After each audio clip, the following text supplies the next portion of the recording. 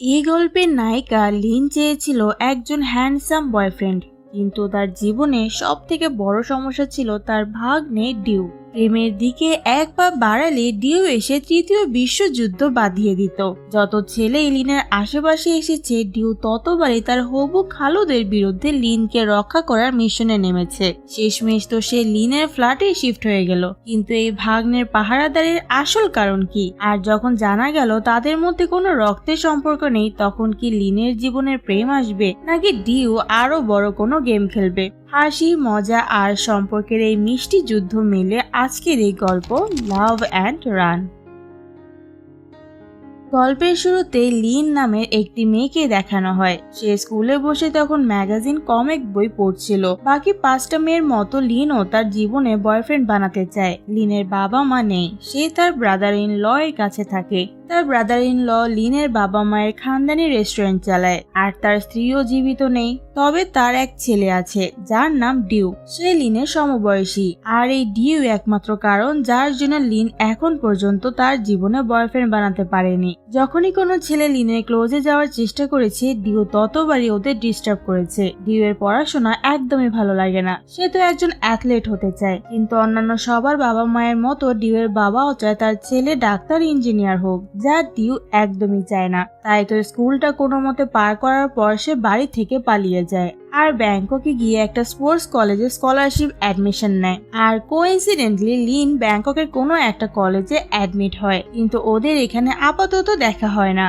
এভাবেই 4টা বছর কেটে যায়, বাট ডিউ তার পরিবারের সাথে এই 4 বছরে কোনো যোগাযোগ রাখেনি। লিন এখন হসপিটালের ফিজিওথেরাপি ডিপার্টমেন্টে রয়েছে, আর এদিকে ডিউ কলেজ ড্রপ করে এখন একটা ডিপার্টমেন্ট হাউসে পার্ট টাইম জব করে। একদিন ডিউ তার এক ফ্রেন্ডের সাথে রেস্টুরেন্টে খেতে এসেছিল, তখন সে এখানে লিনকে দেখতে পায়। আর লিনকে দেখতে সে তার থেকে নিজেকে লুকানোর চেষ্টা করে, যা দেখে ওর ফ্রেন্ড ভাবে লিন বোধহয় ডিউ এর গার্লফ্রেন্ড। তখন ডিউ তার ফ্রেন্ডকে বলে লিন তার আন্টি হয়, মানে খালামণি, কিন্তু সে কখনো লিনের আশেপাশে কোনো ছেলেকে ঘেঁষতে দিত না। কিন্তু বর্তমানে তো তার হচ্ছে না। লিনকে ম্যান নামের একটা ছেলে অনবরত ডিস্টার্ব করছে। লিন ছেলেটাকে বারবার ইগনোর করার চেষ্টা করে, কিন্তু ম্যান ছেলেটা লিন যেখানেই যায় সেখানে গিয়ে উপস্থিত হয়। একদিন ডিউ ম্যান আর লিনকে একসাথে দেখে ফেলে, আর সে এটাও জানতে পারে যে ম্যান লিনের জন্য ওর পাশে ফ্ল্যাটে শিফট হচ্ছে।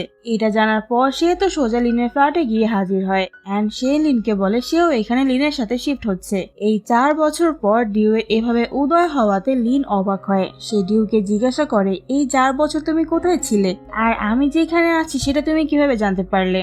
ডিউ বলে, আজকাল কারোর অ্যাড্রেস জোগাড় করা খুব একটা কঠিন কাজ না, আমিও সেভাবেই জেনেছি। তখন লিনের ফোনে ডিউ এর বাবার কল আসে। ডিউ লিনকে ইশারায় বলে সে যে এখানে আছে সেটা যেন লিন তার বাবাকে না বলে। তারপর ডিউ লিনকে জিজ্ঞাসা করে, তুমি কি এখনো সিঙ্গেল আছো? লিন হ্যাঁ বলে। তারপর সে ডিউকে জিজ্ঞাসা করে, তোমার গ্রাজুয়েশনের খবর কি? ডিউ বলে, আমি তো রাজা, আমার কি আর পড়াশোনা করার প্রয়োজন আছে? আমি জাপানের এক বিখ্যাত আইটি কোম্পানিতে জব করি। ডিউ তার জবের সত্যি কথাটা লিনকে বলে না। লিন ডিউকে জিজ্ঞাসা করে, তুমি আমার এখানেই বা শিফট হচ্ছ কেন? ডিউ বলে, এটা তুমি পরেই জানতে পারবে। তারপর একদিন ডিউ লিনকে জিজ্ঞাসা করে, তুমি যেখানে কাজ করো সেখানে কি কেউ তোমাকে ডিস্টার্ব করে? লিন বলে হ্যাঁ। সে ডিউকে ম্যানের ব্যাপারে সব বলে। এই ব্যাপারটা নিয়ে ডিউ তার ফ্রেন্ডের সাথে ডিসকাস করে। তখন তার ফ্রেন্ড বলে, দেখ তুই তো সবসময় লিনকে এভাবে অন্যদের ছেলেদের থেকে দূরে রাখতে পারবি না। এক সময় লিনের তো বয়ফ্রেন্ড হবেই, তখন তুই কি করবি? ডিউ এটা একদম চায় না। একমাত্র ফ্যামিলি ইস্যুজের কারণে সে লিনকে তার মনের কথা বলতে পারছে না। তারপর সিনে দেখায় লিনের ফ্ল্যাটে ম্যান এসেছে। লিনের বাসায় ডিউকে দেখে ম্যান লিনকে জিজ্ঞাসা করে, এই ছেলেটা তোমার কে হয়? লিন বলে, ও আমার বোনের ছেলে। এটা শুনে ম্যান ডিউকে জড়িয়ে ধরে বলে, এসো ভাতিজা, আমি তোমার হবু খালু, তুমি চাইলে এখন থেকে আমাকে খালু বলে ডাকতে পারো। ম্যান লিনের জন্য অনেক সবজি, ঘাস, লতা পাতা নিয়ে এসেছে, আর সেগুলো দিয়ে লিনের জন্য নিজ হাতে স্পেশাল সালাদ বানায়। ডিউ বসে বসে এসব দেখছিল আর বিরক্ত হচ্ছিল। সে তখন ম্যানকে জিজ্ঞাসা করে, অতিথি তুমি কবে যাচ্ছ এখান থেকে? ম্যান বলে, যতক্ষণ না লিন আমার বানানো এই সালাদটা শেষ করছে। এটা শুনে ডিউ একাই সব সালাদ গ্রাসে গিলতে থাকে। খুব কষ্টে এসব শেষ করে সে ম্যানকে ঘর থেকে ভাগিয়ে দেয়, যা দেখে লিন ডিউ এর উপর খুব খুশি হয়। ডিউ তো এসব করে বারবার লিনকে নিজের মনের অনুভূতি বোঝানোর চেষ্টা করছে, কিন্তু এতে কোনো লাভ হচ্ছে না, কারণ লিনের মনে তার জন্য কোনো অনুভূতিই নেই। পরের দিন ডিউ তার কিছু একটা কাজের জন্য লিনের কাছে হেল্প চাইতে লিনের হসপিটালে আসে। সেখানে গিয়ে সে দেখে লিন তার এক কলিগের সাথে হেসে হেসে কথা বলছে। ছেলেটা ছিল লিনের ক্রাশ। তাই এটা দেখে ডিও আরো বেশি জেলাস ফিল করছিল। তারপর সেখানে লিনের এক জুনিয়র আসে যার নাম গেম। সে এখানে এসেছে লিনের থেকে ট্রেনিং নেওয়ার জন্য, যেটা করার জন্য লিন রাজি হয়ে যায়। তখন ডিও ওদের সামনে আসে আর এখানে আমরা জানতে পারি গেম নামের ছেলেটা হলো ডিও এর ক্লাসমেট। একদিন এই ছেলের সাথে রেস বেড লাগতে যেয়ে ডিও হেরে যায় আর তারপর সে কলেজ থেকে ড্রপ আউট করে নেয়। ডিও গেমের আচার আচরণ দেখে বুঝে যায় যে গেমও বোধহয় লিনকে মনে মনে লাইক করে। লিন যখন গেমের আশেপাশে থাকতো তখন ডিও খুব জেলাস ফিল করতো।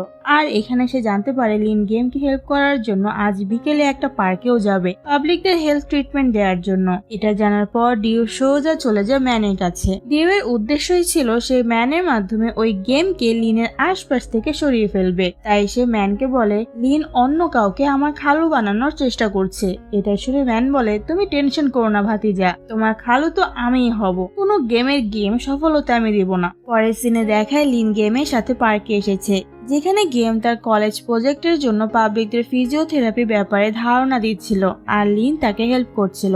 এখানে সবাই লিন আর গেমকে পারফেক্ট কাপল ভাবছিল, যা দেখে ডিও এর আরো বেশি জেলাস হয়। এখানে আজ গেম নিজের মনের কথা লিনকে বলতেই যাবে তার আগে সেখানে চলে আসে ম্যান আর জোরে চিল্লিয়ে বলতে থাকে যে লিন আমার উড বি ওয়াইফ।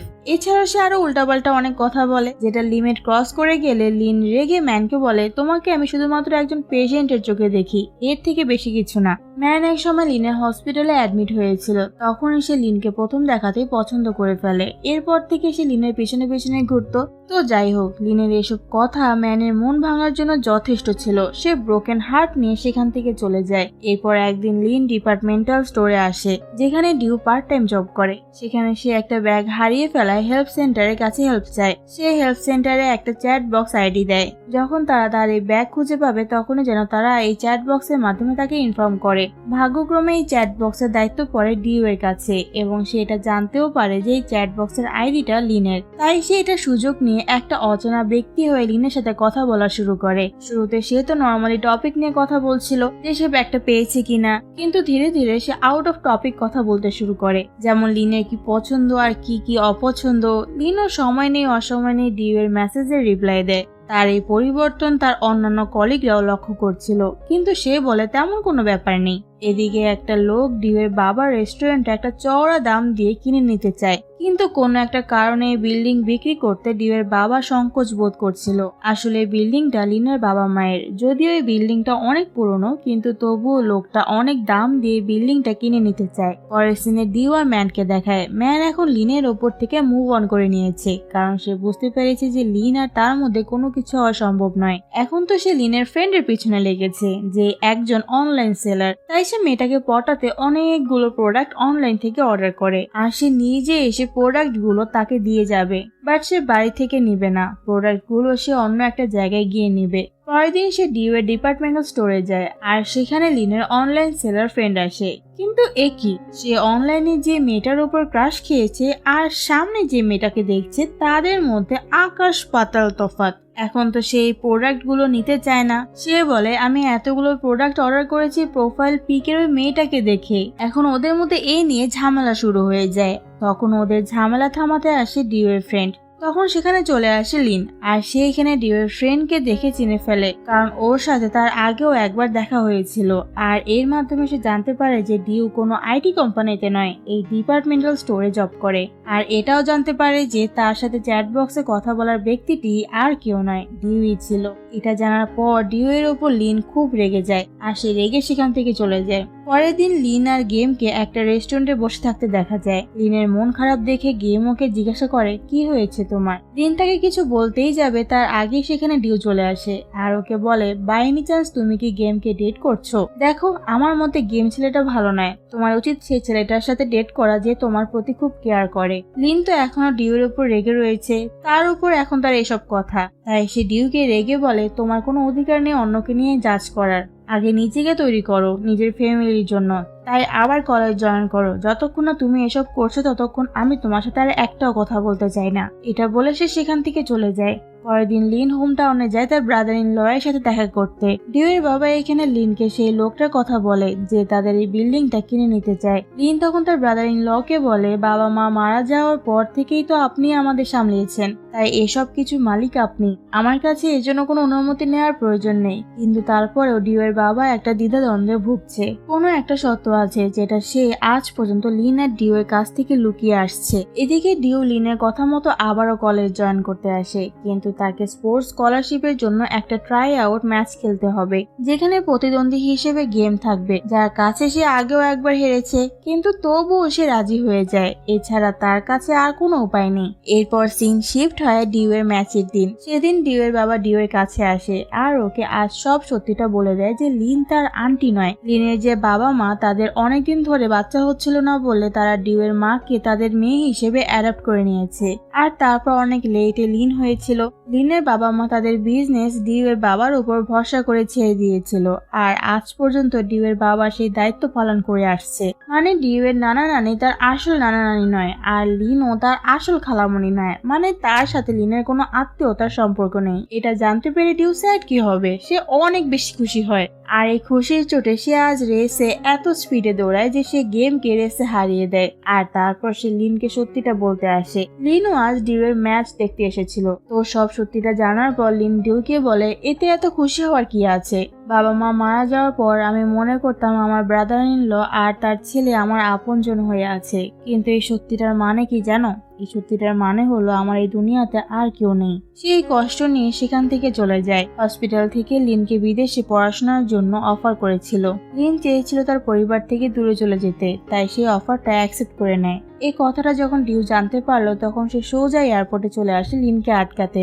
সে লিনকে বলে, যখন আমি জানতে পারলাম আমরা একে অপরের আত্মীয় নেই তখন আমি এই জন্য খুশি হয়েছিলাম কারণ আমি তোমাকে লাইক করি। শুরুতে আমার কাছে আমার এই ফিলিংটা খুব উইয়ার্ড লাগতো যে কিভাবে আমি আমার খালামণিকে ভালোবাসতে পারি। এই নিয়ে আমার মধ্যে খুব গিল্টি ফিল হতো, কিন্তু এখন লিন ডিউর কোনো কথা শোনে না। ডিউ লিনকে আবারও আটকে বলে, তুমি যদি না চাও তাহলে আমরা গার্লফ্রেন্ড বয়ফ্রেন্ড না হই, বন্ধু ভাতিজা হয়ে থাকতে পারি, কিন্তু প্লিজ ছেড়ে চলে যেও না। বাট লিন ওর কোনো কথা না শুনে সেখান থেকে চলে যায়। বিদেশে যেয়ে নিজের পরিবারের থেকে দূরে যেয়ে লিনও বুঝতে পারছে যে মানুষের জীবনে তার পরিবারটা কতটা গুরুত্বপূর্ণ।